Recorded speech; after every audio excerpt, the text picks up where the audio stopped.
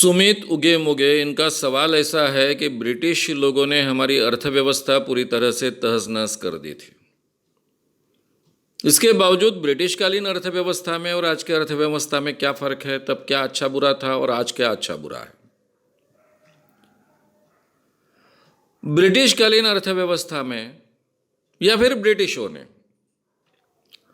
उस जमाने में इंग्लैंड के कारखाने बहुत अच्छे ढंग से चलने चाहिए। ये जो उनके देशों में औद्योगिक क्रांति यूरोप में हो रही थी, उस औद्योगिक क्रांति को बल मिलना चाहिए। इसलिए भारत की ग्रामीण स्वावलंबी अर्थव्यवस्था जो है उसको तहस नहस किया, क्योंकि उन्हें यहां से कच्चा माल ले जाना था और पक्का माल बनाकर प्रोडक्शन कर कर यहां पर बेचना था। यानी उनको कच्चा माल भी चाहिए था। भारत सुजलाम सुफलाम देश था, रिच देश था, नेचर इस दृष्टि से, मिनरल्स इस दृष्टि से, खनिज इस दृष्टि से और उपज इस दृष्टि से। ये देश से कच्चा माल ले जाए, कपास ले जाए, लोहा ले जाए, बाकी चीजें ले जाए, वहां पे उसका प्रोडक्शन हो। और लोक संख्या में बहुत बड़ा देश है, इसलिए यहां के ग्राहक भी उसको मिले। ऐसी यंत्रणा उन्होंने विकसित करने के लिए जो अर्थव्यवस्था इस देश में शुरू की, जब उनका करीबन 100 साल एक छत्री राज रहा उन दिनों में भारत पर, वो प्रोसेस भारत में हो चुकी थी शुरू। और उसमें कई भारतीय कैपिटलिस्ट भी जुड़ गए थे।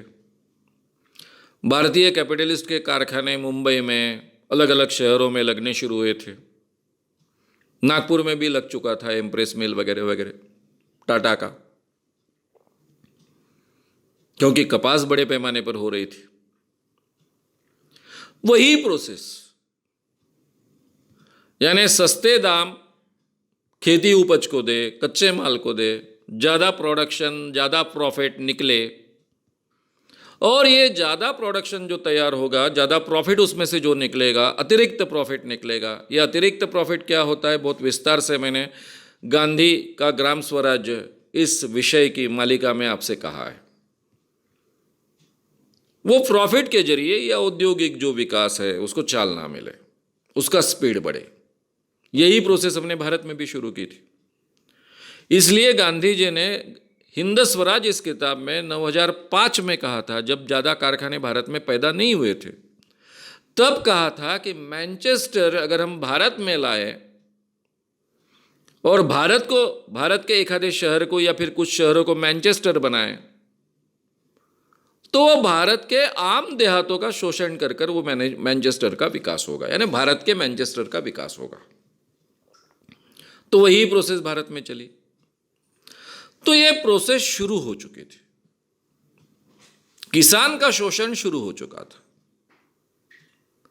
ये किसान का शोषण शुरू होने की प्रक्रिया हमने कंटिन्यू रखी देश के हित के लिए। पंडित जवाहरलाल नेहरू जी ने जो मिश्र अर्थव्यवस्था हमारे देश में लाई, और वो उसका स्पीड तो बढ़ते ही गया, कम हुआ ही नहीं। यानी पहले ये मान्यता थी कि देश का एक इंफ्रास्ट्रक्चर तैयार हो जाए, उसके लिए ये स्पीड अप करना आवश्यक है। इसके लिए यहाँ के देहातों का और यहाँ के खेतिहर का शोषण करना आवश्यक है। एक बार इस देश में औद्योगिक प्रगति के लिए एक इंफ्रास्ट्रक्चर तैयार हो जाएगा तो उसके बाद में शायद इस शोषण को रोका जाए, और जो भी निर्माण होगा उस निर्माण का, उत्पादन का, प्रॉफिट का हिस्सा देहातों तक और गरीबों तक और खेतीहरों तक पहुंचाया जाए। ये प्रोसेस तो कभी कंप्लीट हुई नहीं। वो प्रोसेस कंप्लीट होना असंभव है। उसके पीछे के कारण भी मैंने गिना दिए।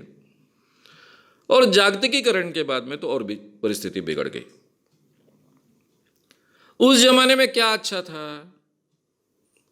उस जमाने में कई चीजों के निर्णय लेने को हमको अधिकार नहीं थे, क्योंकि अंग्रेजों का राज था। आज हम चुन के देते हैं। कम से कम हमें बोलने का अधिकार है, चिल्लाने का अधिकार है, प्रॉब्लम्स क्या है कहने का अधिकार है। उसमें बदलाव मांगने का अधिकार, ये तो हुआ। अर्थव्यवस्था के बारे में क्या? तब खेतीहर की और किसानों की स्थिति आज से बेहतर थी, आज इतनी बुरी नहीं थी। यानी अंग्रेजों ने जितना शोषण यहां के किसानों को किया है, उससे कई गुना ज्यादा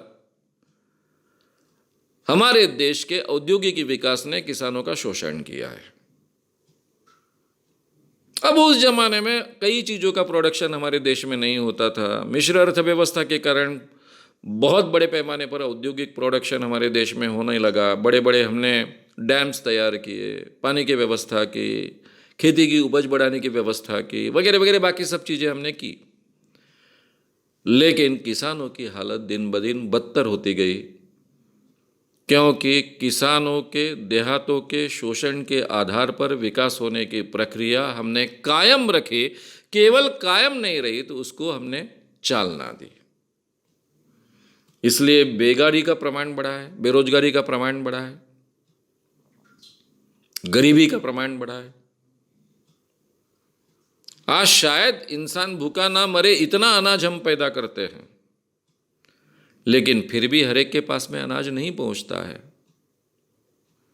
डिस्ट्रीब्यूशन की समस्या है, कुपोषण की समस्या है, गरीबी की समस्या है, बेरोजगारी की समस्या है। इस कारण सरप्लस अनाज पैदा करने के बावजूद हम उन तक नहीं पहुंचा पाते। हमारे सरकार के गोदामों में अनाज सड़ जाता है, चूहे खा जाते हैं, लेकिन इंसान तक नहीं पहुंचता है। तो हालत तो बदतर हो गई एक तरफ, और दूसरी तरफ हमारा विकास भी हुआ। कुछ लोगों का विकास हुआ, 30% लोगों का विकास हुआ। आईटी सेक्टर बढ़ा, हर एक के हाथ में मोबाइल आ गया। मेरे ज़माने में स्कूटर होना भी बहुत बड़ी बात थी। आज इजीली स्कूटर्स अवेलेबल है, अलग अलग व्हीकल्स अवेलेबल है, कारें अवेलेबल है। तो विषमता बहुत बड़े पैमाने पर बढ़ी। तो ये दोनों अर्थव्यवस्था का अंतर आपको दिखेगा। वहां बोलने के लिए गुंजाइश नहीं थी, यहां बोलने के लिए, चिल्लाने के लिए गुंजाइश है। ये सबसे बड़ी आनंद की बात है, इसलिए अपन चिल्ला रहे। अब हमारे चिल्लाने का कितना उपयोग होता है ये बात अलग है, कि कम से कम चिल्लाने का तो अधिकार है, ये बड़ी बात। अगर आपको ये वीडियो पसंद आया हो तो उसे ज़रूर लाइक करें, लोगों में ये अवेयरनेस फैलाने में हमारी मदद करें। वीडियो को ज़रूर शेयर भी करें। तो हमारे YouTube चैनल शाम मानो को विज़िट करें। ऐसे सारे वीडियोस का आनंद लेने के लिए हमारे चैनल को सब्सक्राइब करें। उसके लिए सब्सक्राइब बटन दबाएं। नए वीडियोस का नोटिफिकेशन पाने के लिए बेल आइकन दबाएं।